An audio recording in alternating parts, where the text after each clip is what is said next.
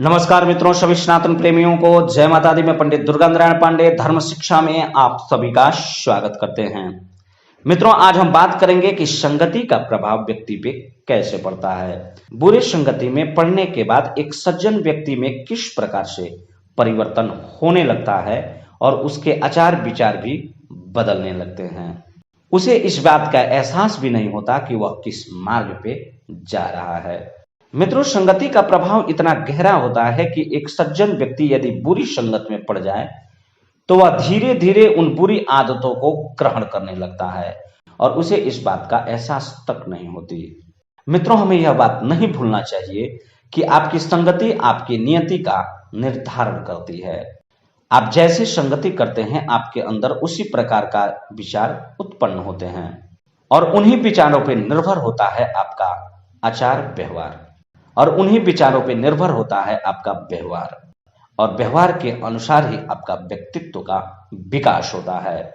कुल मिलाकर हमारा संगति हमारे जीवन को विशेष रूप से प्रभावित करता है। इसीलिए बुजुर्ग लोग कहते हैं कि 2 पैसा कम कमाएं, 2 रोटी कम खाएं, लेकिन संगति सदैव अच्छी रखें, क्योंकि संगति का प्रभाव हमारे जीवन पे बहुत ही गहरा पड़ता है। मित्रों, संगति का प्रभाव व्यक्ति पे कितना गहरा प्रभाव डालता है, आइए हम इसको इस प्रकार से समझते हैं। कदली सीप भुजंग मुख स्वाति 1 गुण 3, जैसी संगत बैठिए वैसे ही फल दे। इसका तात्पर्य यह है मित्रों कि स्वाति नक्षत्र में होने वाली बारिश की बूंद यदि कदली के खंभ में गिर जाए, अर्थात केले के खंभ में गिर जाए, तो वह कपूर बन जाता है। यदि वही स्वाति नक्षत्र की बारिश का बूंद यदि सीप में गिर जाए तो वह मोती बन जाता है। यदि वही बूंद सर्प के मुख में गिरे तो वह विष बन जाता है। एक ही स्वाति नक्षत्र के बूंद का जैसी जैसी संगति होती है वैसा वैसा वह रूप धारण कर लेती है। ठीक वैसे ही मनुष्य जैसी संगति में होता है वैसा ही गुण दोष को धारण कर लेता है। हमारा संगति हमारे जीवन को पूर्ण रूप से प्रभावित करती है।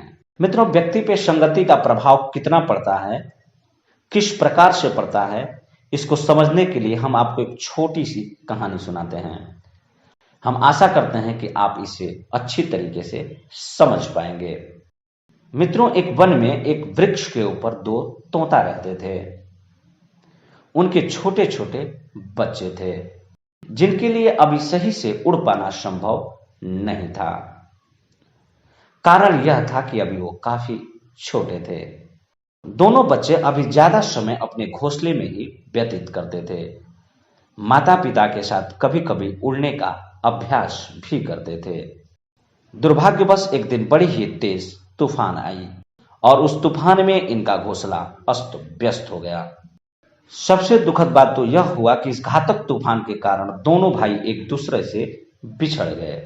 उसी जंगल में एक महात्मा जी का आश्रम था, जबकि उस वन के दूसरे छोर पे कुछ चोर बदमाशों का डेरा था।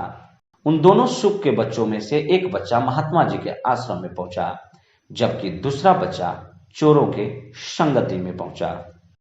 धीरे धीरे समय व्यतीत होने लगा। महात्मा जी नित्य प्रतिदिन पूजा पाठ भजन कीर्तन करते थे।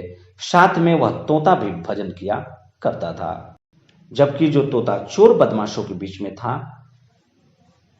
वह उनके साथ चोरी डकैती में मदद करता था। जिसको जैसी संगति मिली उसी प्रकार से कार्य करने लगा। दोनों भाइयों की जैसी जैसी संगति मिली वैसे वैसे कार्य करने लगे। ऐसे ही धीरे धीरे समय व्यतीत होने लगा। एक दिन एक राजा शिकार खेलने के लिए उस जंगल में आए हुए थे। उन्हें बड़ी जोर की प्यास लगी थी। पानी के तलाश में राजा महात्मा जी के आश्रम में पहुंचे। जैसे ही राजा आश्रम के मुख्य द्वार पर पहुंचे, वह तोता वहीं बैठा था। राजा को देखकर वह तोता राजा के स्वागत में लग गया। तोता बोला कि हे राजन, आइए, आपका स्वागत है। थोड़ी देर विश्राम कर लें, आप थक गए होंगे। तोता के द्वारा ऐसी अतिथि सेवा देखकर राजा को बड़ा आश्चर्य हुआ।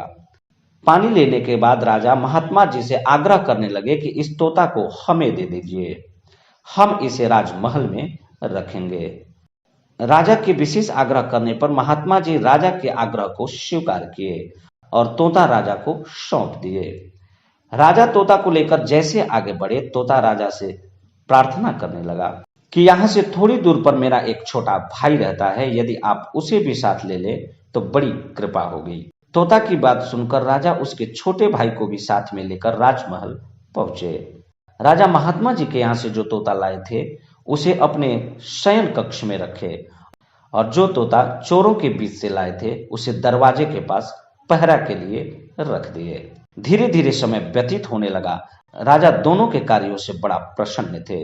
एक दिन की बात है, रानी किसी कारणवश रात्रि में अपने कक्ष से बाहर निकली हुई थी। तभी रानी पर उस तोते का नजर पड़ा।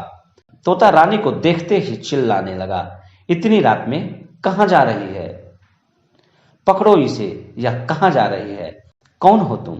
तोता के ऐसे व्यवहार से रानी को उस तोता पे बड़ा क्रोध आया और क्रोधवश रानी राजा से इस बात का हठ कर बैठी कि जब तक इस तोता को मृत्यु दंड नहीं दिया जाता तब तक मैं अन्न जल नहीं ग्रहण करूंगी।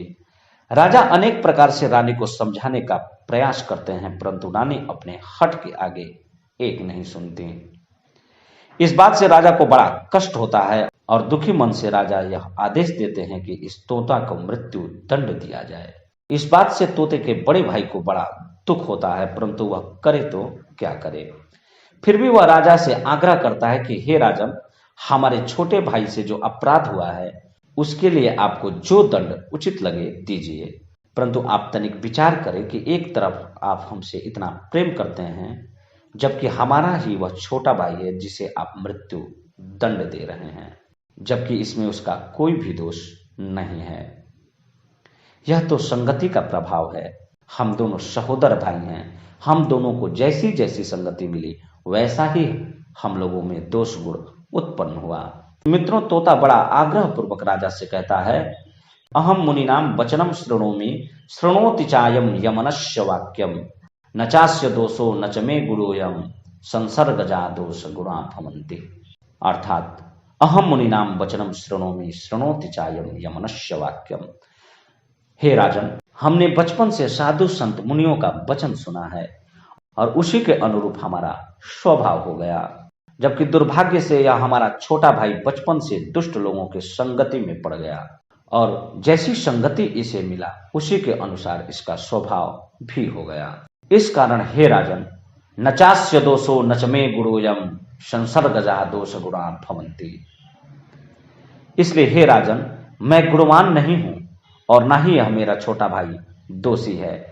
हम दोनों भाइयों को जैसी संगति मिली वैसा ही गुण दोष हम दोनों के अंदर बना। इस कारण हे राजन, हमारा छोटा भाई दोषी नहीं है, यह तो संगति का प्रभाव है। बचपन से हमारा छोटा भाई खल लोगों के बीच में रहा है, तो इसका प्रभाव संतों वाली कैसे हो। इस प्रकार की ज्ञान की बातें उस तोता के द्वारा सुनकर राजा को दया आ गई और वह दोनों तोता को आजाद कर दिए। तो मित्रों, संगति का यह प्रभाव था कि दो सगे भाई, एक सात्विक विचार का जबकि दूसरा खल स्वभाव का बन गया और खल स्वभाव के भाई के साथ रहने के कारण बड़े भाई को इतना बड़ा संकट से गुजरना पड़ा। तो मित्रों, संगति का प्रभाव व्यक्ति पे पूर्ण रूप से पड़ता है। हमें सदैव अच्छी संगति करनी चाहिए। आप जैसी संगति करेंगे आपके अंदर वैसा ही गुण दोष बनेगा। आपकी अच्छी संगति से आपका घर परिवार सुखी तो रहेगा ही, साथ में आपका प्रभाव समाज एवं राष्ट्र के लिए भी सुखद होगा। प्रयास करें कि आपकी संगति सदैव अच्छी हो, क्योंकि अच्छी संगति हमेशा व्यक्ति को अच्छा मार्ग देता है और बुरी संगति सदैव व्यक्ति को घोर अंधकार देता है। तो प्रकाश की तरफ बढ़ें और अच्छी संगति करें। जय माता दी मित्रों, यदि आपको हमारा यह पोस्ट अच्छा लगा हो तो कमेंट में जय माता दी अवश्य लिखें और यदि आप हमारे इस चैनल पे नए हैं तो सब्सक्राइब करना न भूलें। जय माता दी मित्रों, माता रानी की कृपा सदैव आप सभी पर बनी रहे। जय माता दी।